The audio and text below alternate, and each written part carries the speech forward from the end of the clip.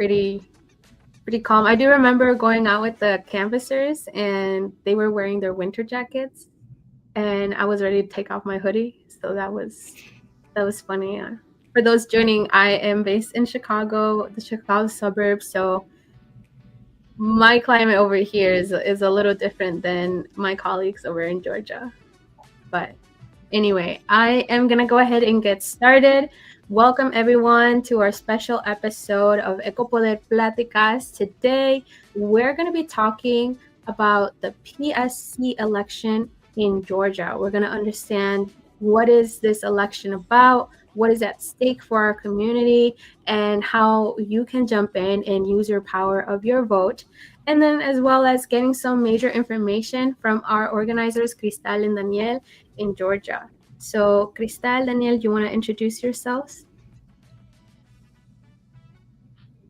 Sure. So hi everyone. I am Cristal Valdez. I am the Environmental Justice Community Organizer here at the state of Georgia. Do you want us to do like a little cute fun fact or? Yeah, go ahead. Okay, I am certified to scuba dive and I graduated from Georgia State University with an environmental science degree and a minor in anthropology. Very fun. Daniel. Hey everyone, my name is Daniel Campos. I'm the Economic and Immigration Organizer here in our lovely peach state of Georgia. A fun fact about me that I love to travel and I've been to at least 6 different countries around the world. Awesome. All righty. I'm going to go ahead and get started with the first question that I have for you. And that is, what is the PSC? You know, a lot of us are seeing that acronym being posted everywhere. What does it stand for?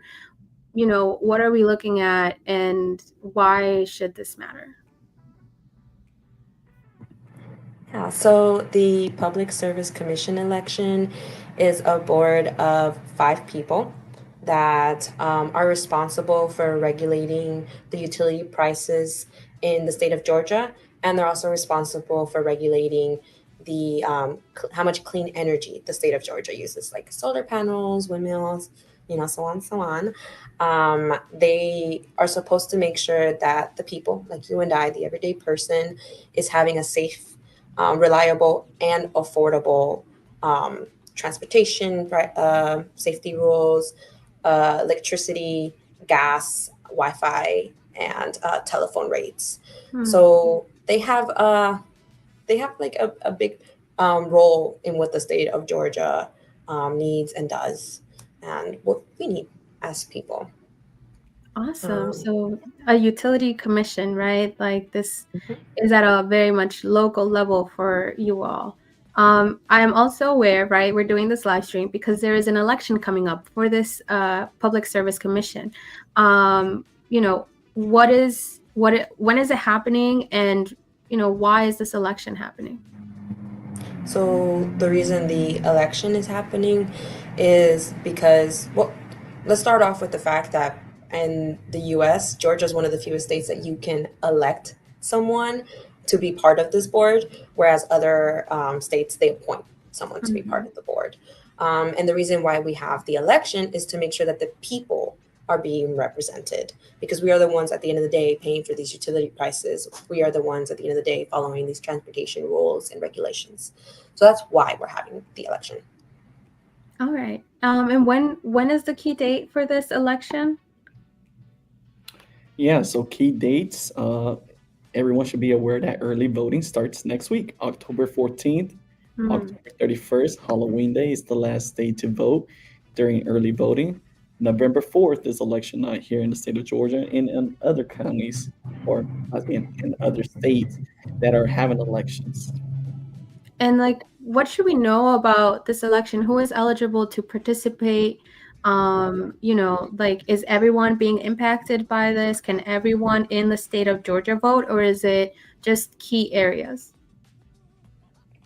So yeah, everyone in the state of Georgia is able to vote in the Public Service Commissioner. So the individuals from Savannah can vote for someone that is being an elected official for representing Norcross. So this is considered an in-state election. And what does early voting mean for those at home that maybe don't know this terminology, or maybe who are going to be participating for the first time in an election this year? So early voting means you can go out within your county to vote at any polling location. For individual that lives in Gwinnett, for example, they can go to any polling location within Gwinnett to vote during early voting. Now, if that individual decides to vote on election day, they will have to go to their assigned polling location to vote on election day. Awesome. Now, I'm going to throw in a question for either one of you, Cristal or Daniel, right? We're talking right now about a Public Service Commission, a utility board election. As organizers on the ground in Georgia, what do you see when it comes in terms to voter participation at these smaller local level elections that really have a big impact as opposed to federal election? Like when you do your organizing on the ground to mobilize these voters, what are you seeing on the ground? So I will say, as like an environmental justice community organizer, I am seeing how people are being impacted hands-on. So as like organizers, we're constantly on the ground. We're at events and festivals, hosting tables, speaking to the everyday person. We're at universities, at high schools. If we're not doing that, we're hosting an event of our own.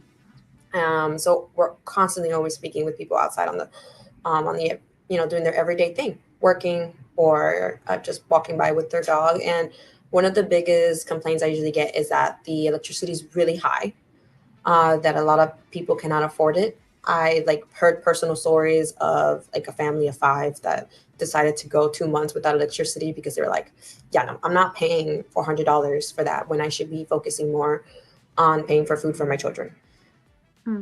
That's something that no one should ever experience. So that's usually the biggest impact that I hear. I have heard also complaints about how other states are really focused on clean energy, for example, and how Georgia doesn't seem to be super focused on it. It would be amazing to have schools with solar panels, to make it easy to have solar panels on school properties or church properties or our own houses, making it a program where if you're a first-time home buyer, you get a discount on solar panels, like that the state of Georgia or the Public Service Commission allows those things to become something super easy to obtain. So that's some of the stuff I see on the everyday field. Would you say that when you mentioned to eligible voters that there is an upcoming election that could impact or help alleviate these concerns or grievances that they have, are they aware of the PSC, or is it usually people don't really know what it's about? Yeah, that's a super good question because people don't usually tend to know.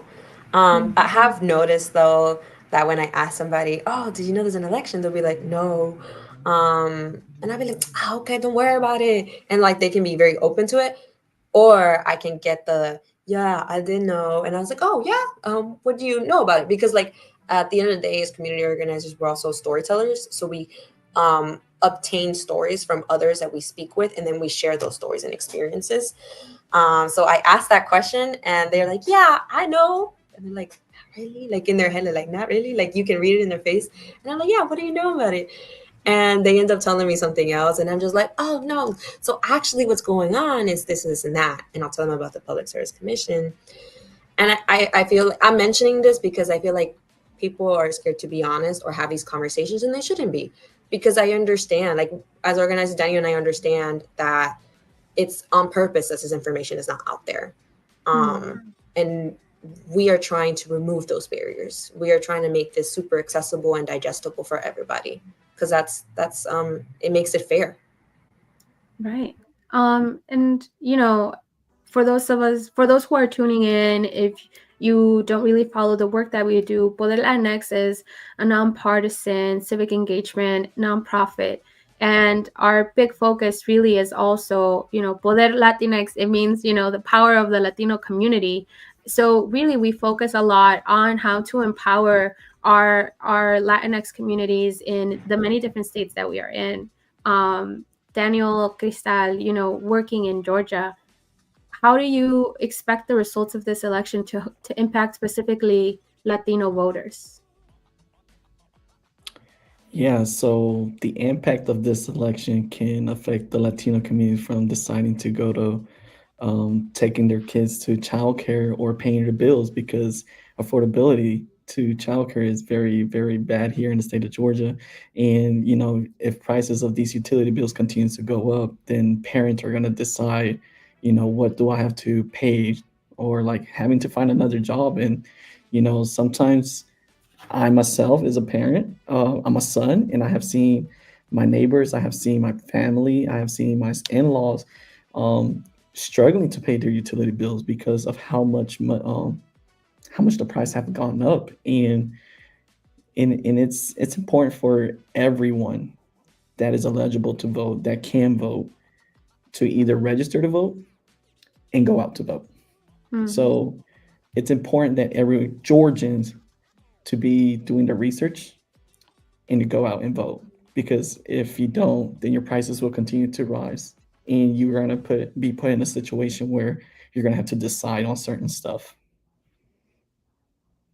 Yeah, no, definitely agree. And to like add on top of what Daniel said, if the income, like if you don't pay utility bills, because we've had those conversations too, when some people like they're young, they're in college, and they don't pay utility bills, so like the finance part isn't their biggest concern. Another concern like that you should be prioritizing, so the other people on the other side of the screen, is that clean energy part. They decide how much clean energy we use in the state of Georgia and what we're going to do. And that goes into the conversation of data centers and solar panels. Like, so that's something else like that included in it, but we won't go deep into that. What's important is that as Latinos, we are constantly outdoors. A lot of us work in construction, we're farmers. A lot of us, clean pavements, things like that. That impacts our health. And the more that the state of Georgia uses clean energy, the healthier we are as people. The healthier our food and our water will be. The more we'll strive as human beings, and the more we'll strive as Latinos as well. It'll be easier to, live our daily lives. And I feel like I just realized like we haven't talked a lot about this in Spanish, and yo quiero que la gente también sepa que, el Public Service Commission election es muy importante. Si tú puedes ir a votar, que salga a votar, porque nos afecta a todos, y más a los latinos, porque somos gente de color. Esto impacta mucho tu dinero, lo que tú pagas, impacta también si tú trabajas afuera, si el estado de Georgia tiene energía limpia, entonces también nosotros vamos a estar muy limpio y saludable. Como el planeta está, va a estar los humanos igual.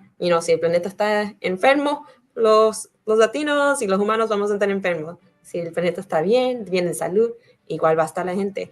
Entonces, es muy importante que salgan a votar. Claro, no, gracias a los que nos estén viendo y hablen español. Ya lo escucharon de Cristal, la salud del planeta va mano a mano con la salud de nosotros. Y reportes han enseñado, ¿verdad?, que la mayoría de latinos siempre viven en poblaciones donde la contaminación está muy alta.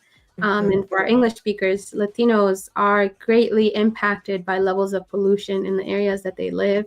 So really, what Cristal just said was the planet's health goes hand in hand with our health. So as we advocate and use our voice, our vote for a cleaner planet, we're also advocating and taking care of ourselves, our loved ones, our future. Thank you so much for those key points, Cristal and Daniel.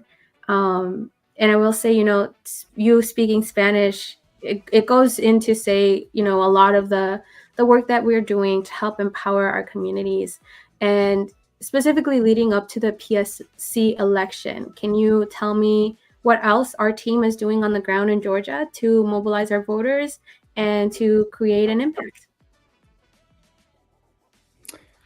Sí, Belén, el próximo miércoles, el 15 de octubre, tenemos nuestro evento de la comunidad, Ballot Walkthrough, el poder de tu voto, at Shiloh High School. We're partnering with Gwinnett County Election Office.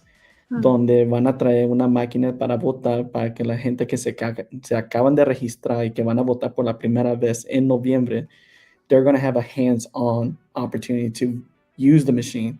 This is a mock machine for them to feel comfortable, to feel, not scared to go in and try to vote, because majority of the time we have seen people go in and then they leave because they're scared of seeing the machine. We have seen it, we have heard it. So this is an opportunity for our community to come out to, have a hands-on experience. Y también para cerrar el mes de la herencia del hispano, vamos a celebrar con los estudiantes de Shiloh High School para que la comunidad tenga ese convivio juntos, bring our culture together and making sure that our community is well prepared for this year's election. También el 28 de octubre, Cristal va a tener un evento que se llama Electrically Shocking Trunk and Treat in Fulton County, APS Hub. Y Cristal puede hablar más sobre ese evento y qué va a ocurrir en ese evento. So we are hosting a trunk and treat on the 28th of October in Fulton County at the Atlanta Public Schools, so APS Hub. We're trying to make sure people come out and have fun, pick out some candy, learn a little bit about voting. It is completely nonpartisan and C3, so we're just spreading out information about that there is an election this year. Como dijo Daniel, octubre 28 vamos a tener un evento que se va a dedicar a las familias que vengan, se divierten, vengan disfrazados y también que los padres vengan y aprenden un poco de cómo sirve ir a votar. Solo es información, not crazy, divertido, fun. Esos son dos de los eventos que es de la dedicación de votar, porque ya después de noviembre 4 ya terminamos para el año. Pero Poder Latinx has hecho mucho más que solo tener eventos que se dedica al Public Service Commission. Por ejemplo, yo tuve la oportunidad de ir a un hearing para el Public Service Commission. Un hearing es cuando tú puedes ir y hablar con la gente, con el board, la gente que están en esas sillas. Y yo fui y compartí mi historia como hija de una mamá soltera. Y le expliqué de la historia es que, cómo le costó tanto a mi mamá pagar para los biles. Que había momentos que no teníamos electricidad porque ella no pudo pagar por eso. Entonces, yo le dije, por favor, ten en mente la gente como yo, la gente como mi mamá, cuando están decidiendo cuánto vamos a pagar por estos precios. Entonces, hemos hecho eso. También hemos tenido como eventos de educación con otras organizaciones. What I was saying in Spanish was that Poder Latinx hasn't just hosted events. What we also do is that we go to the Capitol and we talk to these people, like we talk to the board, like face to face. I had the opportunity to join a hearing and share my story about how my mom is a single mother and she had a difficult time paying for bills sometimes. And there were moments when I had to take a shower in the dark, eat in the dark. I had there was no electricity in the house. She had to choose other things, before paying the utility bills. And I was reminding them that these things happen to the everyday person. You guys may not live this experience, but we do. And your responsibility at the end of the day is to make sure that we are safe, that we can afford these prices. And, we choose if you're on that seat, we elect you. So don't forget that. So there is a lot more that we do here at Poder Latinx than just host events. If you ever feel like you need to share your story and you want me to take you to the next hearing, I can do that too. Daniel and I are always here to mentor people who want to do their own type of advocacy. No, that's amazing to hear all the work that you're doing, right? October 15th ballot walkthrough really is just so amazing for you to recognize what is another barrier that eligible voters have when trying to exercise their right to vote, all the work that you're doing to build a community for people to be involved. And really just hearing your story, Cristal, about, going to talk at the Capitol, share your story and how this impacts you. Really, it should be inspiration as well, right, to all those other younger folks. Maybe you're not paying for utility bills right now and, you're still a student in college, but maybe if you've grown up seeing the struggles that your parents have had, you also have a voice, and you also can be a representation and use that power to really, make sure that policies that are being passed, the decisions that are being made at a local level benefit us. So really, it's amazing to hear all the work that you guys are doing. Thank you so much for this conversation. And we're gonna get, we're wrapping up now. So really, if you have any last comments for the community, this is your chance. What do you want to leave our, the people who are watching right now? I definitely do also want to mention that Poder Latinx does voter protection, and also helps people with, like you mentioned, Belem, there are barriers to voting, and one of those barriers is language barrier. Here in the state of Georgia, the ballot is not in Spanish, and so that makes people uncomfortable. Makes it hard to vote. And I know that our office, that if anybody needs services for translation, last year we had people at the polls saying, "Ay, yo hablo español, yo te puedo ayudar a votar." So that's something that we do here in the Georgia office as well. And I just wanted to end it with that, because that's a barrier right there. And I also wanted to mention the part about how these elections have been held back because there was some great advocacy done in our community by other organizations, not just Poder Latinx. For example, like Georgia Conservation Voters Education Fund and much more.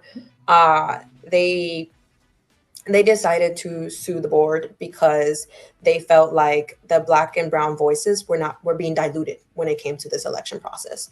And so suing the board did delay the election. So that's even a bigger reason to go out and vote. There are people out here fighting for Black and brown voices to be heard. Don't make their sacrifices and their time worthless. Go out there and take the time to do what we're here fighting for. We're fighting for you guys at the end of the day, and our future generations. No, thank you for that key information. It's very important to really get the context. I will say, I know for sure that utility board elections are just, small local elections tend to have the lowest voter turnout.